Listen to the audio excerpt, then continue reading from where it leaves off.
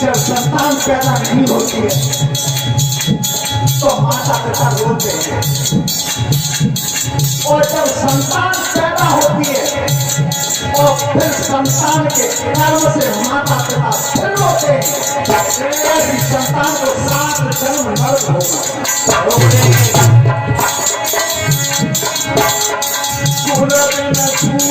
ज्ञान ज्ञान हृदय चूर्ण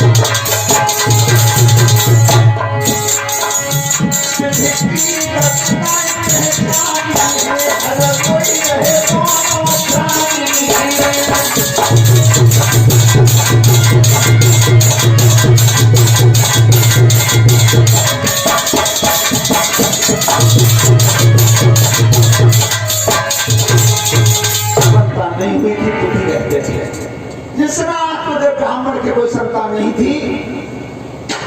ध्यान रखना, जब तक कोई संतान पैदा नहीं होती माता पिता का कर्ज रहता है सिर पर, और अगर आप विद्यावान बन के एक शिष्य नहीं बनाते हो तब तक गुरु का कर्ज रहता है सिर पर। तो आज आप जो ब्राह्मण अपनी पत्नी से बोले हैं धुंधली से, क्या कभी कोई तुम्हारे दरवाजे पर संत आए, साधु आए, उन संतों की सेवा बस करना, संत को कभी भूखा मत जाने देना।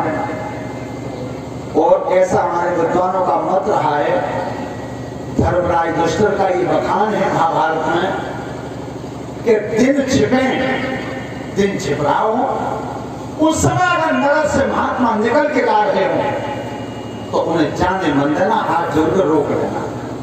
जिस नगर से दिन छिपे संत लोग निकल के जाते हैं उस नगर पर आपत्ति आती है, संतों को नहीं जाना चाहिए।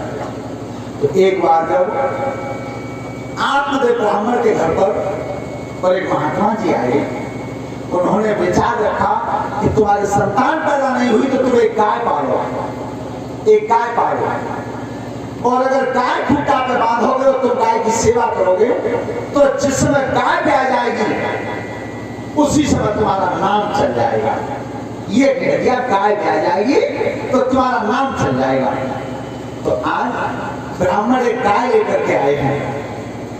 हमारे भारत में, विश्व में हिंदू धर्म के 3 स्तंभ हैं।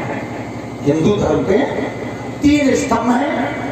प्रथम गाय, दूसरे नंबर पर गंगा और तीसरे नंबर पर गायत्री।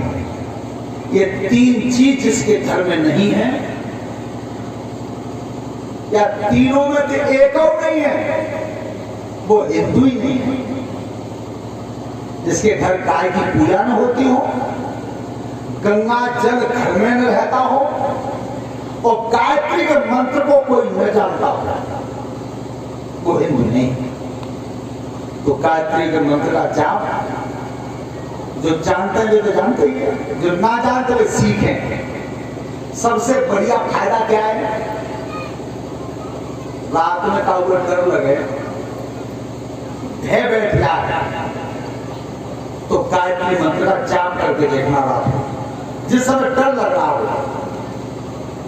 वो डर कैसे लगे तो एक भगवती जी महाराज मालूम है तुम्हें देखियो तुम्हारे घर के पीछे खूब मालूम है मेड़ पे एक धूल ठाड़ो हो पतेल को, और रोज को देखो हो जाओ, और छत पर तुम चढ़ जाओ बदमाशन को हल्ला है जब बेई आदमी नहीं करते तो, और खूब मालूम रोज देखो तुमने, लेकिन ताश में बेई आदमी नहीं है वो पुण्य गाड़ियों बन जाए तो काकर देखो इतने उतने चल लो। और तभी ने को लाइट बात को किया वो अन्य मई जब जाए ये पाका बिल्कुल बीड़ी जो ली बिल्कुल तुझे हमारा आदमी है ये भय रहता है और कुछ नहीं है। तो गायत्री मंत्र का जाप सीखे, नौजवान बच्चे बहन बेटियां सब सीखे। एक गायत्री मंत्र का जाप करने से संसार में 33 करोड़ देवता प्रसन्न हो जाते हैं एक ही मंत्र से। उस समय जब गाय पाली है वो गाय की सेवा करते थे, लेकिन तब भी हुआ क्या? सुनो ऋषि धरि ध्यान, अरे भंवर में पड़ी रही नैया,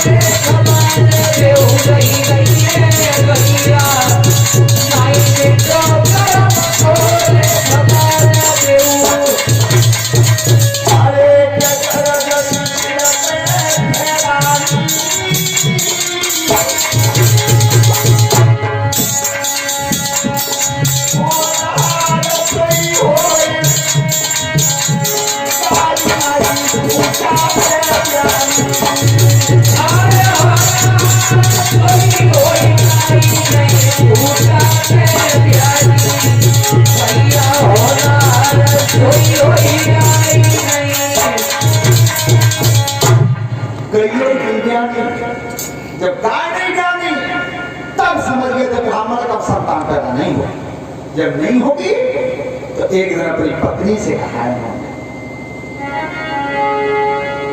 ब्राह्मण से कि अब मैं दुखी हूं और संतान नहीं हो।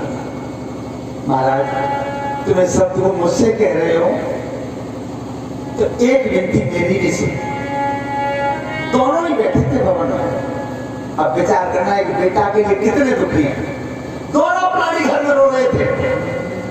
ये हमारे शास्त्र और पुराण का सिद्धांत है, मैंने तुम्हें अभी बताया था कि बेटा पैदा न हो तो माता पिता पेट से रोते हैं, और जब बेटा पैदा हो जाते हैं तब बेटा के कर्मों से जब माता पिता रोते हैं।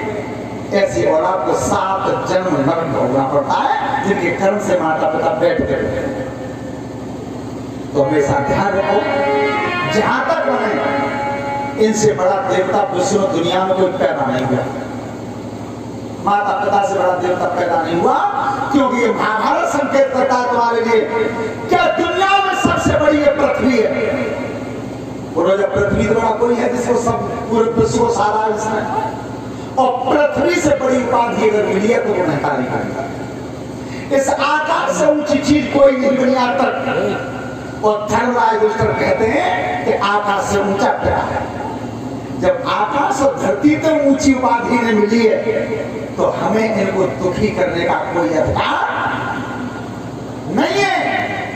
ध्यान रखो, मैंने परीक्षित महाराज जी अपना अनुभव स्वयं का बताया है। आज 54 वर्ष की अवस्था में मैंने कभी जीवन में कांवर भर के लाया, न कभी मैं गंगाजी नहाने गया।